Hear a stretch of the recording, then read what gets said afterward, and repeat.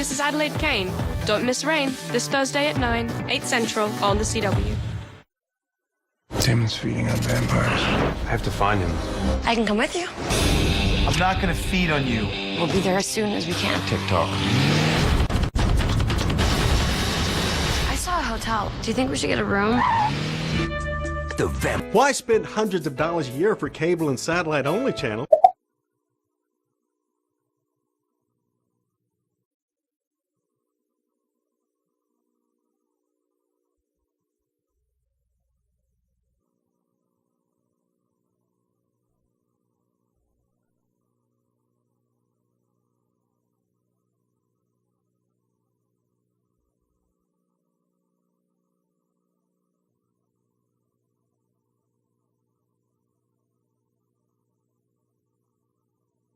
$95. Not available in stores. Order now.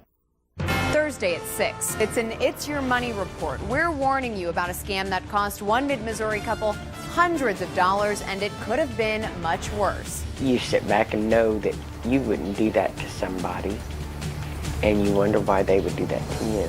This latest scam involves a scheme that seems pretty legitimate. We're helping you keep an eye on your money. We'll have details about how the scam works and how you can avoid it. Thursday on KOMU 8 News at 6, coverage you can count on. Go to moneymutual.com or call 1-800-585-CASH. I can't wake up Pierce. Is this gonna take an unexpected turn? You have to know how to do it.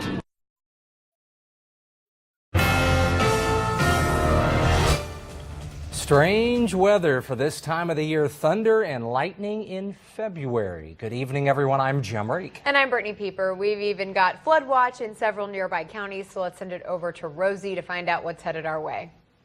Guys, this is all wrapped up in kind of the exact same system. We've gotten warm enough over the last few days that contributes enough energy to kick off some shower and thunderstorm activity here in mid-Mo. We're just a little bit warmer than we normally expect to be for this time of the year, and that's the reason we're seeing kind of a rainy system, I should say, instead of what potentially could be a wintry one.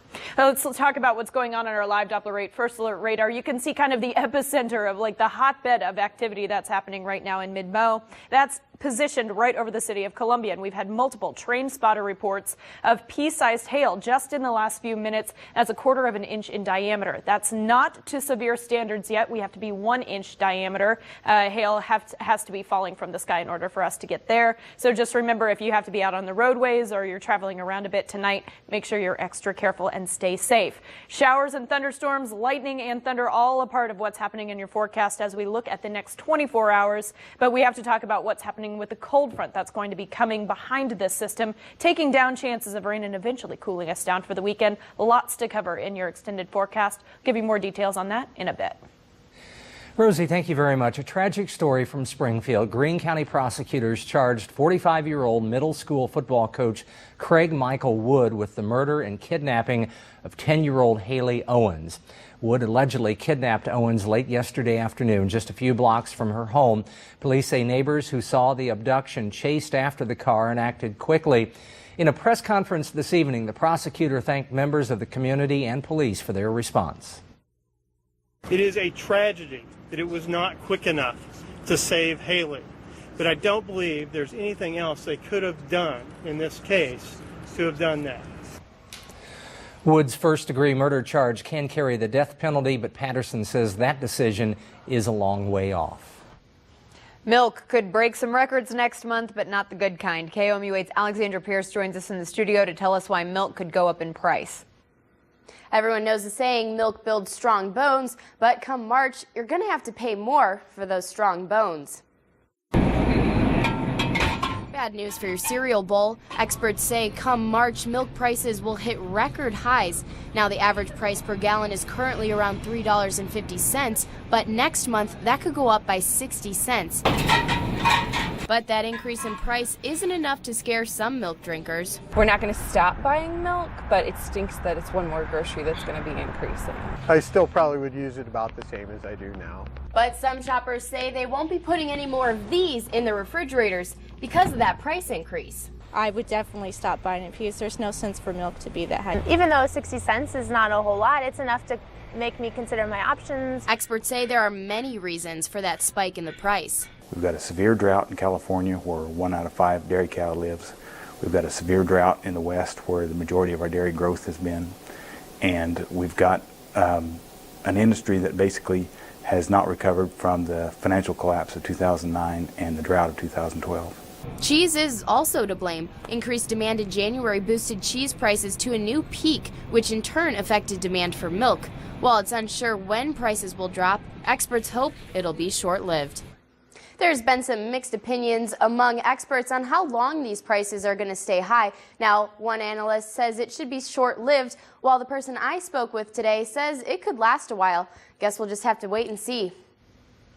The Red Cross is facing a blood shortage. Winter storms in January made it hard for donors to make it to open blood drives, and then an increase in the spread of flu strains this year also kept people from being able to donate.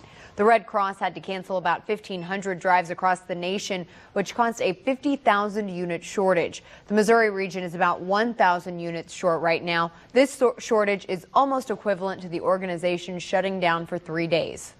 Well, I've noticed a lot of people lately that do want to get out and donate. We've had a lot of people that are sick and they can't get out and donate. The Missouri-Illinois Red Cross drive calendar is booked. To find a mobile blood drive in your area, visit KOMU.com. Mid-Missouri doctors say they're seeing cases of the flu not protected by vaccines. Vaccinations only include 3 or 4 strains of the flu. Vaccines usually differ each year because they include the 3 or 4 most predicted strains for a given year. A doctor at Providence Urgent Care says he uses a system to test for type A or type B flu, but can't test for a specific strain. The major type of influenza that's been going around this year by far and away was the H1N1 2009 variety. The way we know that is CDC does special testing and will sample certain flus, and we get a pretty good idea of what flus are going around. The H1N1 flu is a strain of type A and typically protected by a vaccine. The CDC says getting a shot is only 60% effective. Columbia Healthcare insurance navigators are fighting proposed restrictions. The Missouri Senate passed 2 bills that would make navigators take a written exam, a criminal background check, and purchase a $100,000 bond in case they unlawfully share consumer information. Navigators help people use healthcare.gov to sign up for healthcare plans through the insurance exchange. Central Missouri Community Action is one of 7 licensed navigator entities in Columbia. Its director says lawmakers' push for new regulations doesn't make sense. I'm surprised that the Senate is implementing these various laws that create additional challenges to trying to provide services to families that are in need. The legislation will now move to the House. Hirsch says all the navigators at her company have received a certified license from the Department of Insurance. The license lasts 2 years, meaning if any part of 2 bills does pass, it wouldn't impact navigators until those 2 years are up. Making it illegal for someone to get fired because of their sexual orientation. That's why a Missouri-based LGBT advocacy group rallied at the Capitol today. The group, called Promo, wants to get support for a non-discrimination bill. One longtime social justice advocate says promoting equality is his main mission.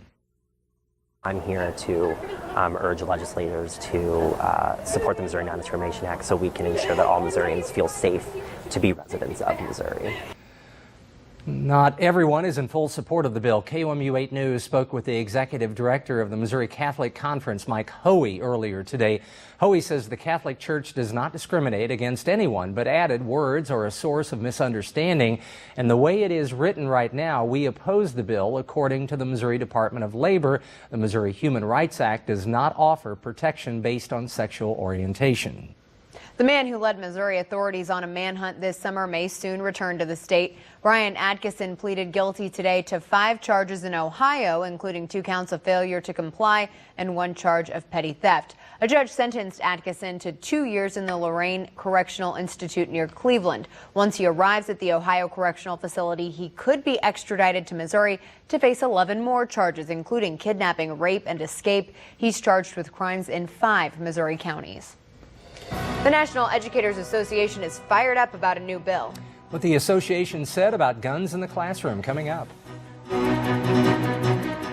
Back storms.